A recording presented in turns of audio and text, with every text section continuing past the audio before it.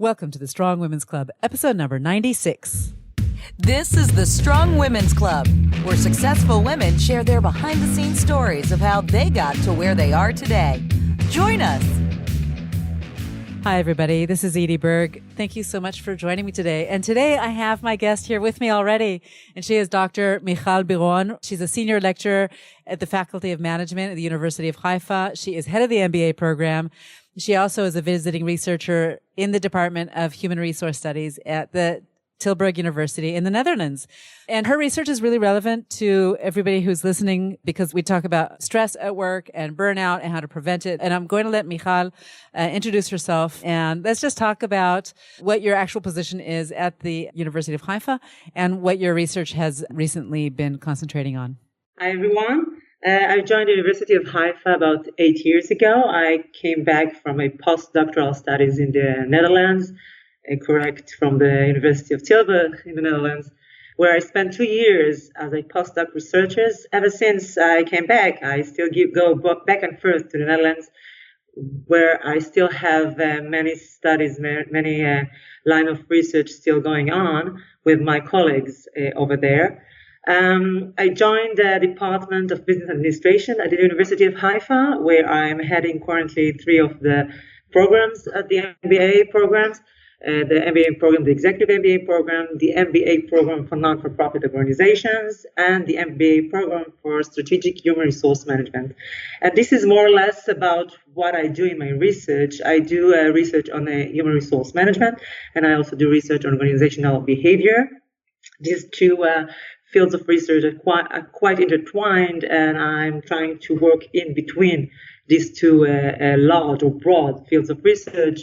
More specifically, I do research on stress and burnout. I do research on career development, employee withdrawal, absenteeism, turnover, lateness. I also do some research on how employees relate to others in the workplace, particularly how they relate to their coworkers, how they relate to their supervisor.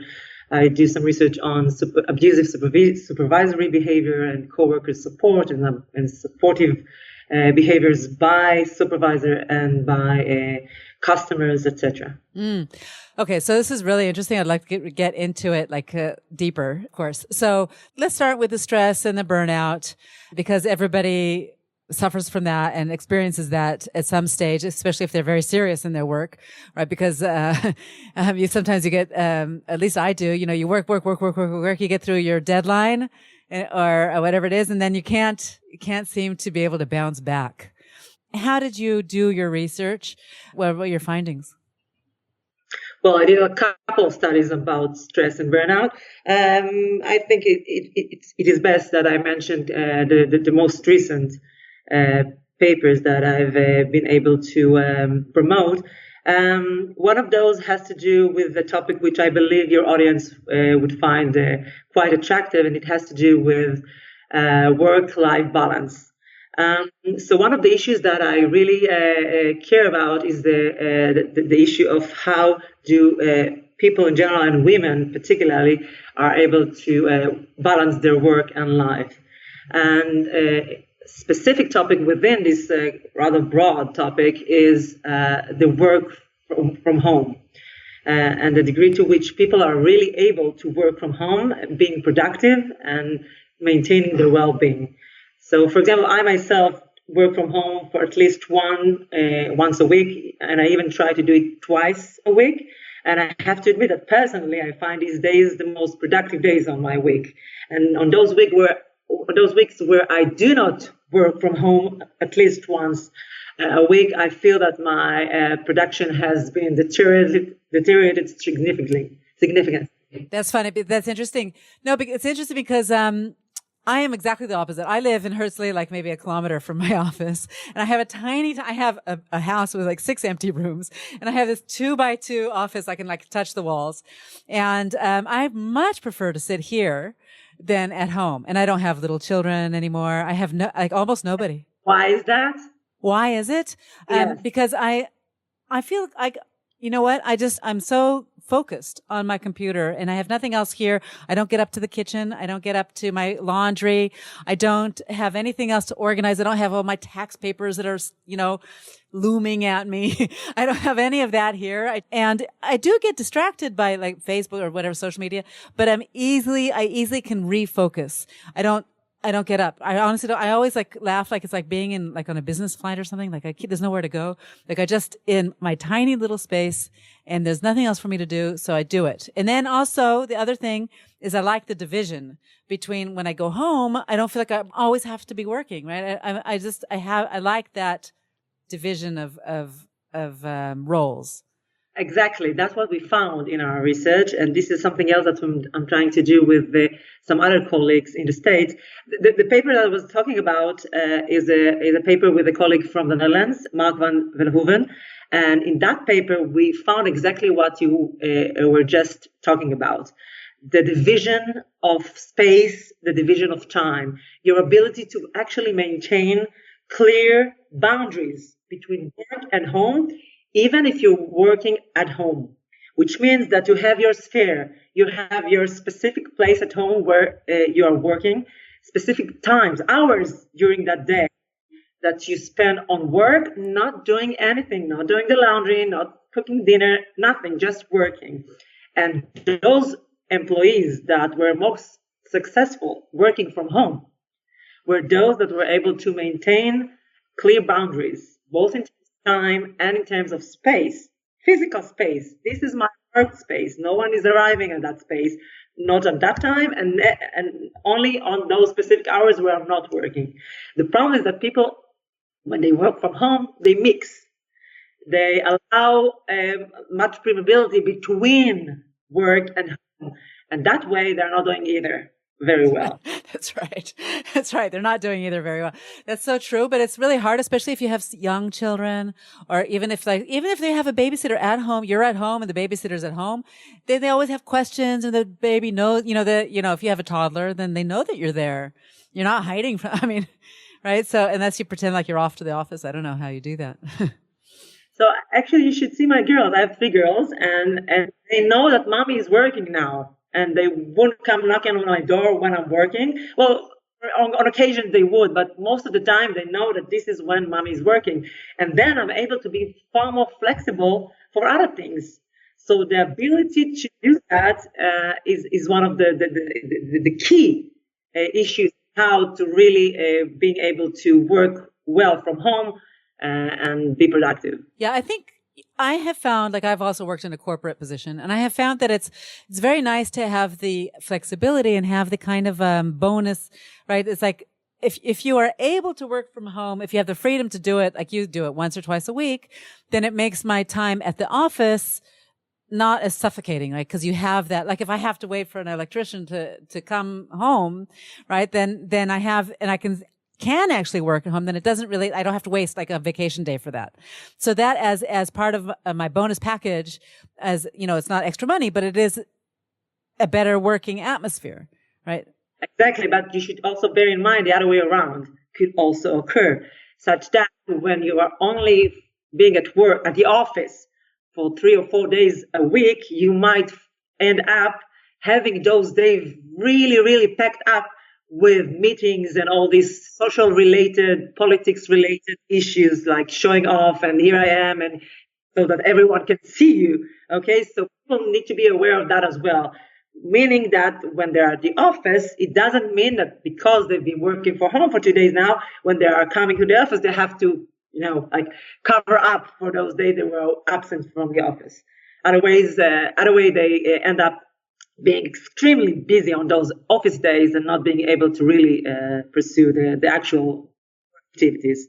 So this should also be something to consider when you're at the office. So to wrap that section up, so you're saying if you want to work from home, then you have to have very clear boundaries, very clear office space, very clear office hours, very clear rules in your home, right? Everybody else has to be supportive of this, right? So, and there's no wishy-washy. You can't, there's no real flexibility in those boundaries most of the time. It's hard to do. How do you do that? You practice. It's something that you learn over the years, because I've learned that it takes so much out of the pressure that I regularly had. Think about commuting, for example. Commuting is another research that I do, another topic that I research. The time to and from work that you spend just cycling, walking, and mostly in Israel, driving, right? It's about 45 minutes for me to get from my home to the office, which is not that much, but still 45 minutes in an hour and a half per day. Yeah, That's it's a lot. It's a lot. And if I can spare that just for work or just be with my girls, why wouldn't I do that? So it seems a little bit difficult, but after a while, when you really get a sense of what it means when you set these boundaries and how well you manage, how much you can get out of these days at home and on those days at the office, I think it's worthwhile the effort. Yes, Yeah. worthwhile the effort. Yeah. Also depends on the kind of work that you do. You know, I have people who work for me, but they don't sit next to me. So, right, they're all over the world. So if I come into the office, I don't have I don't have other meetings and things like that. So it really depends on, like, if you're working at the university, so you have probably many meetings and other things that you have to go into the office for. It depends on what you're doing. Yes, you're right. The downsides, there are a lot of downsides of not working at the office, the communal office. One of which you've just mentioned, not being able to be with your coworkers, with your colleagues. Right. I mean, it's there are a lot important. of things that we learn just by hearing someone else saying something. Right. They say that the water cooler conversations are the important ones. Right. Exactly. Yeah. But still, this is why I'm not saying always work from home or always work from the office. Just combine the two in such a proportion that is best for you as you find fits. Okay. So, all right. So let's move over to stress. All right. Now that we've organized and we have a stress-free office somehow, what did you research in stress? Okay, let me pick one of those stress teachers, one of which I probably like most because it has to do with sports as well, with physical activity. I like that too. Jogging. Yeah, oh, great. I'm jogging. This is what I do in my free time. One of my habits is jogging. So one of the studies that I did with a colleague from Tel Aviv University, Sharon Toker, and the two of us conducted a study on the moderation effect of physical activity between the association of burnout and depression. So what we actually did is we looked at this vicious circle between burnout, which is job-related stress, and depression, which is a far broader or more general state of stress, of continuous stress, of chronic stress. So we know from the literature that there is a very clear path between burnout at work and depression, general depression on your life. And this is a vicious circle. The more burnout you have, the more depressed you become, and vice versa. I mean, depressed people are more likely to develop burnout at work. And we know that from the literature, and we had a longitudinal data set which we were able to actually show that this vicious circle indeed occurs. Our most important contribution in this respect was the ability to show that the more physical activity you engage, the less likely you are to develop this vicious circle. In fact, at a specific point, it's not a specific point, but at a certain level of physical activity, you are able to break this vicious circle, which means that even if you have burnout, you are far less likely to develop depression as long as you engage in physical activity on a regular basis, which I feel is something very important, because even if you go out for, let's say, 30 or 40 minutes of running 2 or 3 times a week, or you can do yoga or whatever exercise you feel fits for you, this can be very, very instrumental in alleviating the level of burnout, alleviating the level of depression, and most importantly, breaking this vicious circle of developing from burnout to depression and vice versa. So interesting. I mean, what's interesting here is, first of all, it's such an easy fix. if you can do it, it seems like an easy fix. I don't understand the connection or how you are able to separate. Like to me, it seems like if you do physical activity, it should or would alleviate a certain level of depression. I guess there are all different kinds of depressive states.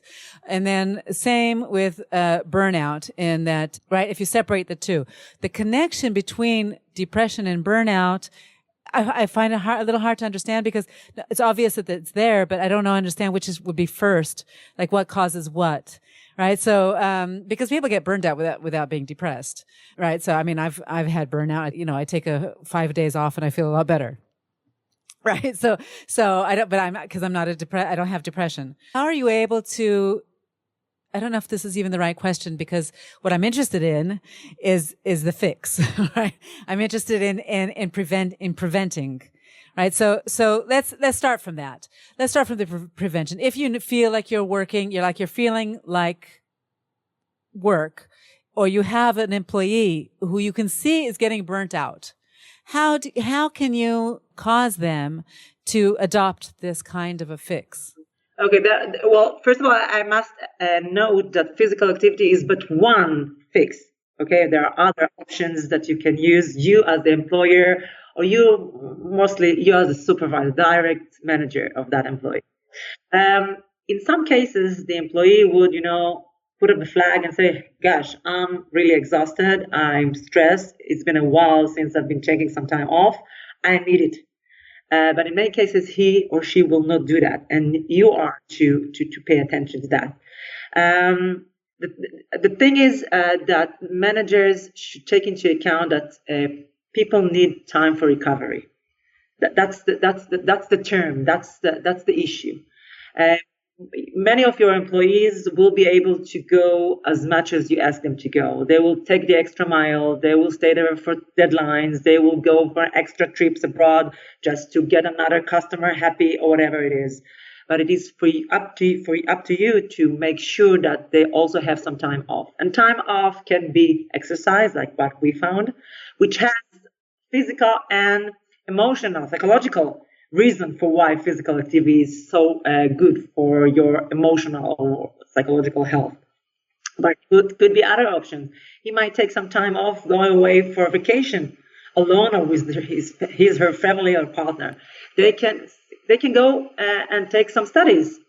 Doing an MBA program, for example, many of my students, MBA program, I know and I feel, and we talk about it, especially on those classes when we discuss work-life balance. They say the fact that we're here is one of the reasons why we're here is that we wanted to balance more. And balance doesn't mean necessarily balancing work and family. It used to be the term work-family conflict. But for more than 20 years now, we are talking about work-life balance. Okay, which means that life is more than work and family. It's about leisure time. It's about, spiritual time.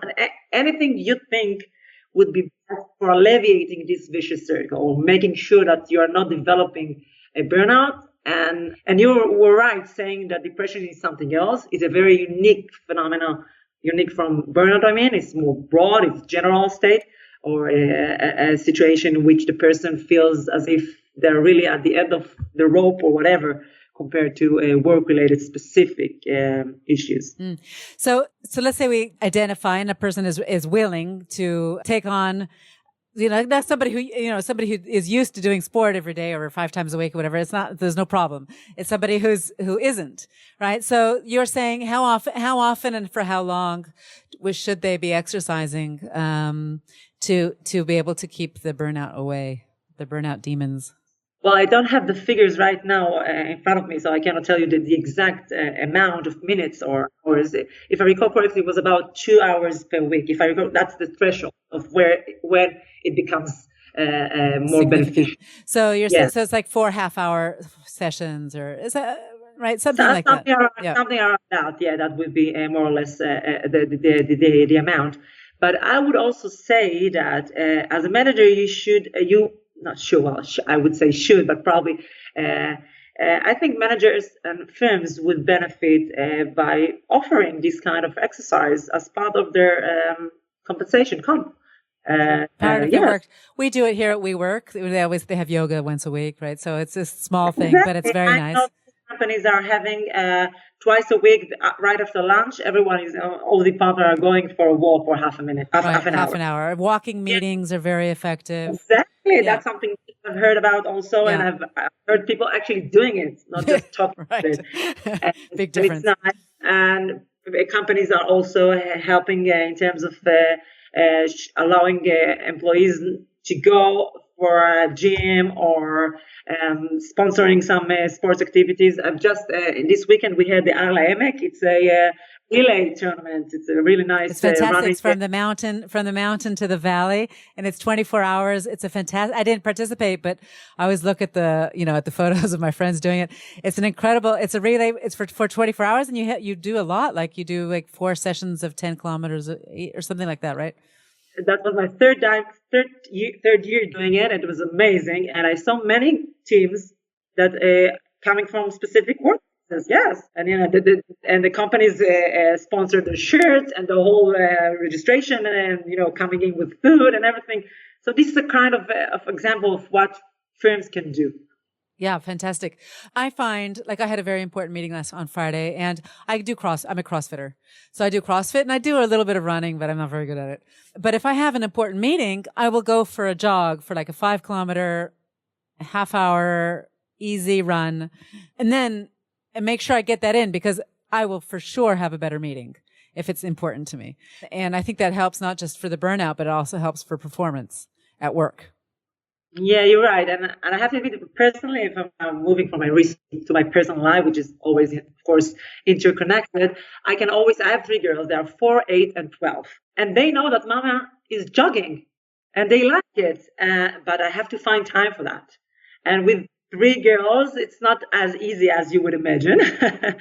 And so this morning, for example, I woke up at 6 a.m. just to take a 40-minute running. Right. That's what we do. And people would say, gosh, I want to sleep that time. And I say, okay, but that's the way I put in all the things that I really want to do, which means that I might be sleeping less, but I do these things that are really important for me. So I might sometimes jog at 10 p.m. or 4 a.m. just to make these 3 or 4 jogging sessions per week. But something that you have to, have it built in your schedule. You have to make it a priority. Always push that. These are the activities you always push aside because there is always something more important than jogging, right? Right. Yes. You have to. Well, I think no. I think you need to make it a priority, right? And you do. You really need to make it a priority, and everybody else just as the same as you've made the boundaries around your work, your space and time. Then the sport is. I think, as you said, it's for your mental health.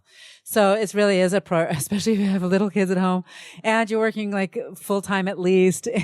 And right, there's so many things you have to have that time by yourself to do. I mean, lots of people are meditating, but I don't think it's instead of meditation. It's a whole different thing. And I also from 6 o'clock to 7 o'clock in the morning. That's when I do it. But then it means it's not watching TV at night, and it's not, right? It's not all those things. And that's what I'm giving up.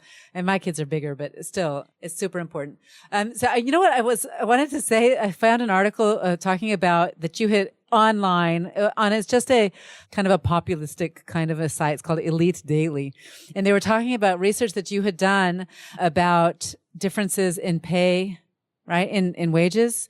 And it says Dr. Michal Biron, a researcher in this study, suggested nice women are basically being disciplined for their friendly tendencies at work. And then it says, he stated, as if you are a man. Have you seen this? It's so funny. It says, like, the researcher is male, talking about you, talking about how nice women aren't paid as much as their male counterparts.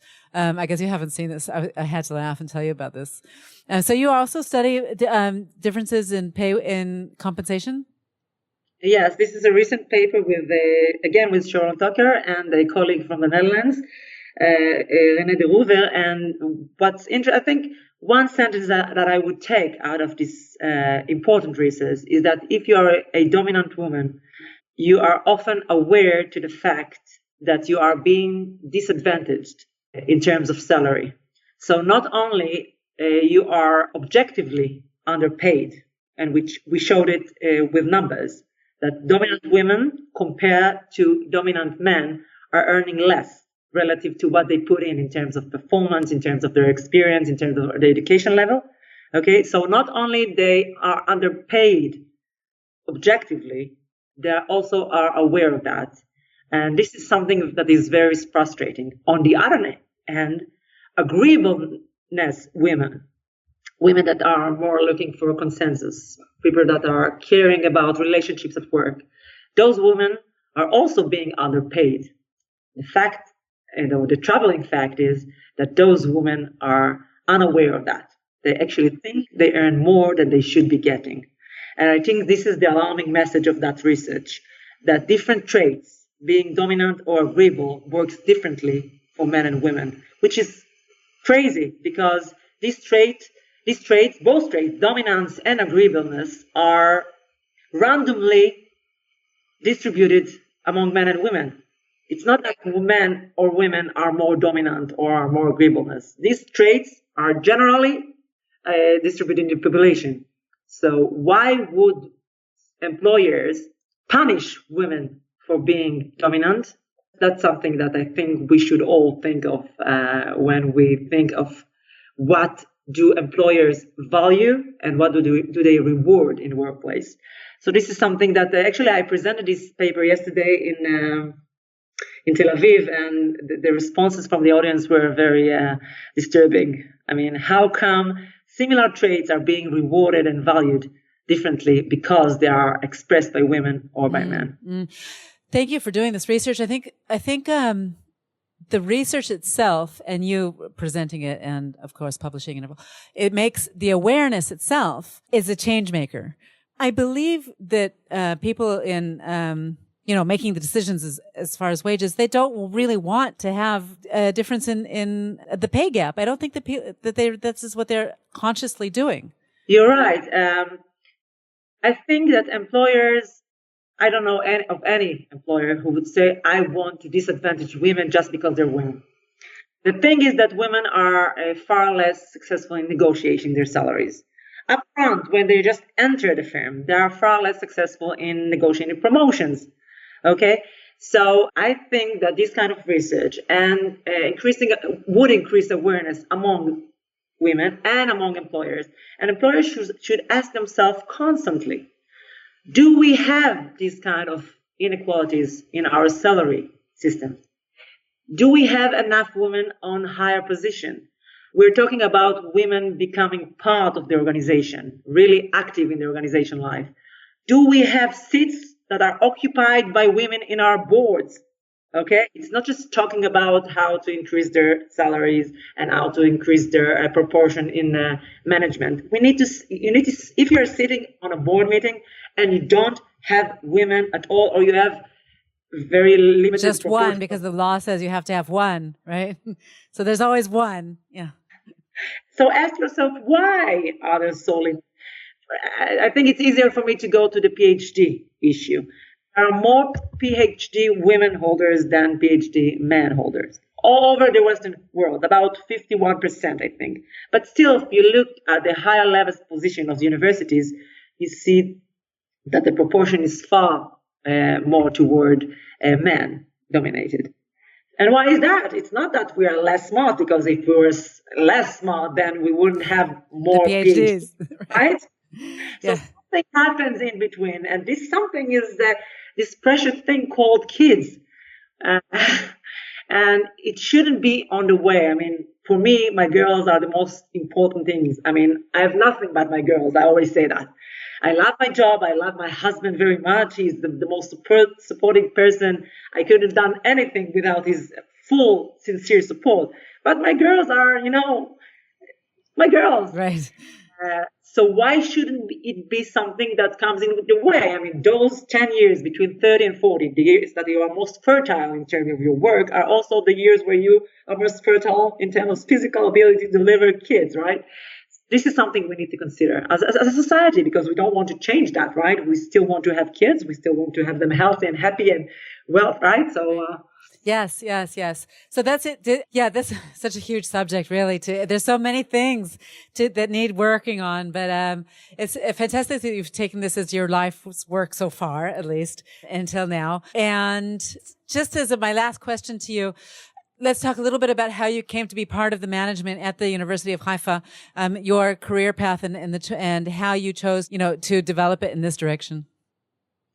Okay, I graduated from the Technion. My PhD is from the Technion, the Faculty of Industrial Engineering and Management. And I was actually supposed to go to the States, to Cornell, where my supervisor's supervisor was working. And I did 2 trips to Cornell before finishing my PhD. And then this offer from the Netherlands came in, and my supervisor, Professor Peter Baberger, is now with Tel Aviv University, and he said, why not change our plan? I mean, you've been to the States, you have me, he's American, he's an Israeli, but he grew up in the States, and he said, so you know a lot about the American attitudes, the perspective, American perspective on management, so why don't you take this opportunity of trying to see how Europeans think about management? And this is something that you didn't have opportunity to explore while you're on your PhD. And luckily, I was able to get this position in the Netherlands. Family-wise, it was fantastic. I mean, it was an opportunity for me and my husband to, be together away from the family. Before that, we were always with our family around us. So it was a unique experience for us. Funny enough, we moved to the Netherlands when we had our eldest. She was 2 years back then. And when we moved there, one of my mentors said, you're now going to do your one of my women mentor, okay? She said, you're moving now to the Netherlands. You're going to do your postdoc. You have to be really focused on your work. So I suggest that you postpone any kids for now. Really? Yes, I always tell this story. She's a great mentor, a lovely lady, but I vividly remember her saying it, and I was like, what? Of course, I didn't listen. I didn't take this advice, and I delivered my second in the Netherlands, happily. And then we actually had a contract for 4 years, but we really were homesick. So after 2 years, we decided that it's enough, and luckily the position from Haifa University, the offer from Haifa University was on its way, and I happily took it. Being an academic, being a faculty member is not an easy job, I think, for women, probably much like other scientists and academics. Yeah, exactly. It's 24/7. It's conferences all over the world. I'm abroad for almost 6 weeks per year. That's a lot with small kids, and I always had that, even when they were really small. Up since they're 1 year, I'm going back to my regular trips, which is not easy. But as I said before, I'm saying it again. It's all about supportive family, supporting husband. I have a great man that's really supporting on that, and the girls. I'm happy that my girls are able to see that really taking place, like really occurring on a daily basis, that we are partner in that. It's not that he's helping me. And we always say it at home, he's not helping me. We're just partner on that, on everything, on delivering, on having girls, on raising them up, on making decisions. So it's something very natural to me. But I have to admit that it's a constant struggle.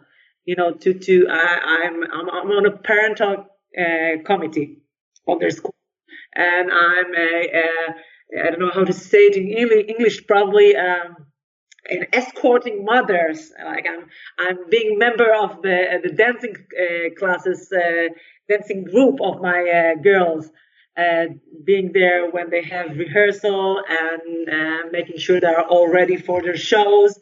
So it's I'm a lot. making sure. Yeah, it's really a lot. It's a lot when you have small children. It's just a lot. And there's not, usually sleep all night. And, I mean, it really is just physically difficult for everybody altogether. But I can tell you from this side of things, right? So my youngest is now, I have 4 children, but my youngest is 16. So on this side of things, you do end up sleeping all night, and you do end up being able to work as much as you want, and, looking forward to being able to see the kids instead of the opposite, trying to get away from them all the time. So things do kind of switch over as I can tell you from my, the wisdom of years. But it's difficult when the kids are young. Those are hard years, especially as you said, you're developing your career at the same time. Plus, it's very, very important for me to be really part of their life. So this is why I'm doing this mother dancing helper, this parental committee, and whatever I can to be really involved in everything that they do in their life. Sometimes I say that I'm a little bit pushy. Mommy, you don't have to do everything, but... Dr. Michal Biron, thank you so much for coming onto the Strong Women's Club podcast. It's such a pleasure to get to know you and to hear about your important research. And I hope everybody listening is at least going to go 3-4 times a week now out, either in the mornings or in the middle of the day or at night, do a little fast walking or whatever it is that you like to do. It's important for you to like to do so you can stick with it. Even mix it up. It doesn't always have to be the same, just to get for your physical and your mental health. So thank you so much for coming onto the program. Thanks a lot. It was my pleasure. Thank you again to Dr. Michal Biron from the University of Haifa Faculty of Management for coming onto the show, teaching us fairly simple tips for working at home and for relieving burnout, both in ourselves and in our team members. And if you like this show, please subscribe. And the way you subscribe is just once, go over to iTunes, find this podcast, The Strong Women's Club, click on the subscribe button, and you are done. That's it. No more looking around for the program. It will come to your podcast app on your phone or to your computer for free, magically, without ever having to think about it again. So remember to go out and get 30 minutes of exercise in your day. You'll not only be looking better, but you'll get the satisfaction of having completed your workout, and you will keep away the burnout and even depression. So thank you so much for joining me today. Have a really great, strong week. Litrot.